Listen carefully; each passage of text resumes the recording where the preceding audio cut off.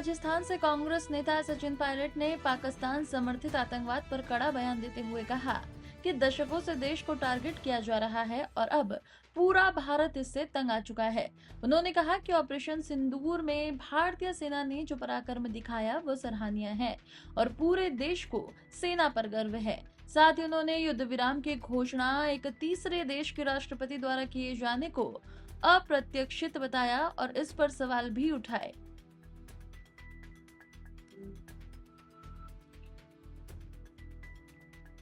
साथ ही उन्होंने युद्ध विराम की घोषणा एक तीसरे देश के राष्ट्रपति द्वारा किए जाने को अप्रत्याशित बताया और उस पर सवाल भी उठाए।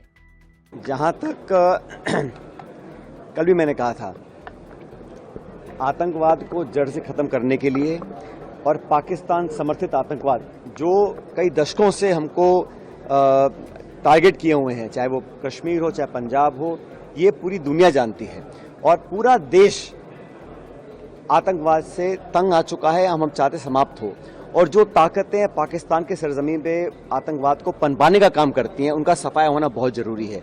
इसमें कोई दो राय नहीं है, इसमें कोई अलग अलग बात करने का मतलब नहीं बनता।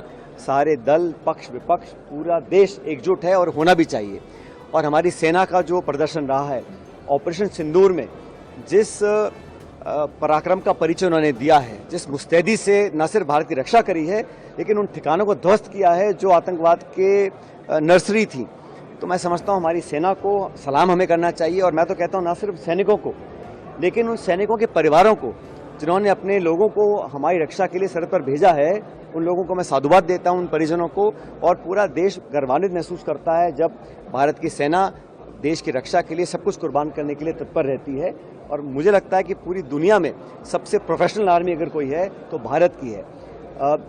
लेकिन जिस प्रकार से युद्ध विराम किया गया, उसकी घोषणा एक तीसरे मुल्क के राष्ट्रपति करते हैं, ये अप्रत्याशित है।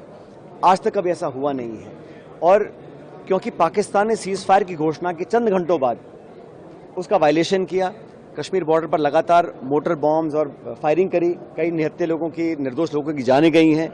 तो जिस देश से आपने समझौता किया है, क्या विश्वसनीयता है उसकी, क्या क्रेडिबिलिटी है कि आगे इस प्रकार के काम नहीं होंगे। और मुझे तो इस बात की भी चिंता है कि IMF ने अभी बहुत बड़ा लोन उनको दिया है और अमेरिका के राष्ट्रपति कहते हैं बहुत व्यापार करेंगे पाकिस्तान के साथ।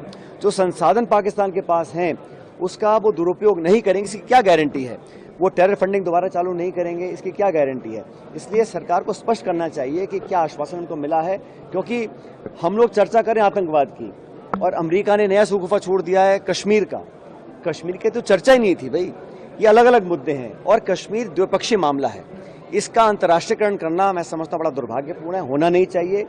और मुझे लगता है कि अलग अलग देशों से जो आवाजें आ रही हैं उसमें कहीं ना कहीं भारत और पाकिस्तान को एक तराजू में तोलने का काम किया जा रहा है, जो बड़ा गलत है, क्योंकि कोई तुलना नहीं है।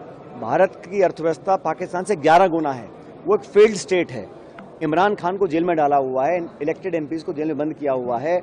ISI और पाकिस्तान आर्मी देश को चलाती है और वहाँ की जो सरकार है वो एक बड़ी कमजोर सरकार है। इसलिए उनकी विश्वसनीयता पर मुझे सवाल है। इसलिए सरकार को स्पष्ट करना चाहिए कि किन मापदंडों को देखकर, किन आश्वासनों को लेकर हम लोगों ने सीज फायर किया है।